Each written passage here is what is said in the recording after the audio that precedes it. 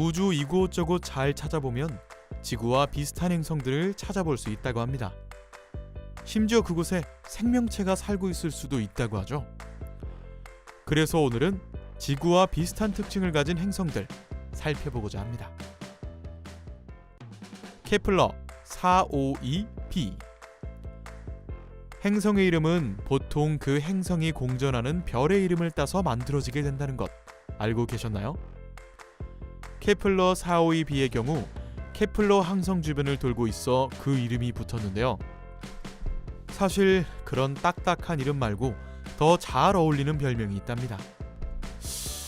예를 들면 코루스칸드, 지구의 사촌, 지구 2.0과 같은 별명들 말이죠. 그럼 대체 얼마나 지구랑 비슷하길래 이런 별명이 붙은 걸까요? 먼저, 생명체가 살 수 있는 환경인가? 물론이죠. 표면 온도는 적절한가? 통과! 태양과 비슷한 종류의 항성을 도는가? 그럼요. 행성 크기는 적절한가? 공전 주기는 지구와 비슷한가? 행성 크기도 적절하고 공전 주기는 385일이라고 하네요. 이렇게 보니까 지구랑 비슷한 점이 정말 많죠? 케플러 452b는 인간이 생존하기에 좋은 환경을 갖추고 있을 뿐만 아니라 이미 외계 생물이 살고 있을 확률도 존재한다고 합니다. 개자리 5OF. 사실 개자리 5OF를 여기에 포함시키기에는 조금 애매하긴 합니다. 그래도 한번 봅시다. 천문학자들은 개자리 5OF가 토성과 천왕성처럼 가스로 되어 있을 것이라고 말하죠. 물론 낮은 확률로 실제 행성 크기는 해왕성 정도로 짙은 농도의 물구름이 뒤덮고 있는 형태일 수도 있다고는 합니다. 하지만 이 경우에도 겉모습은 아름다워도 인간이 살기에는 적합한 형태는 못 되는데요.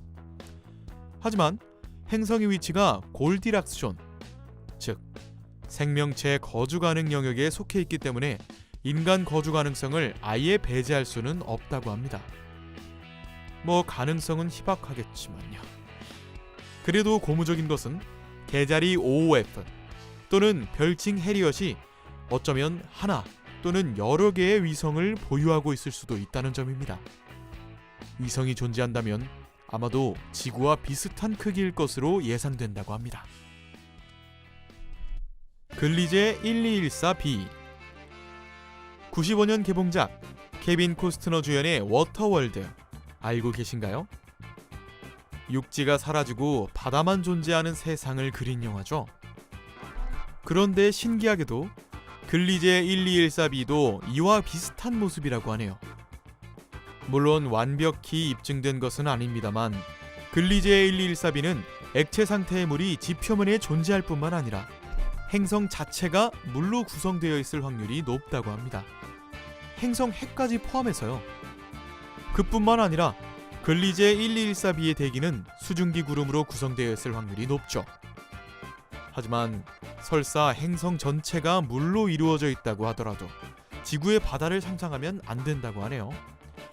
압력 수준에 따라서 물이 액체나 증기 또는 더 나아가 고압 얼음이나 초유체 그리고 심지어 플라즈마 상태로도 존재할 수 있다고 합니다.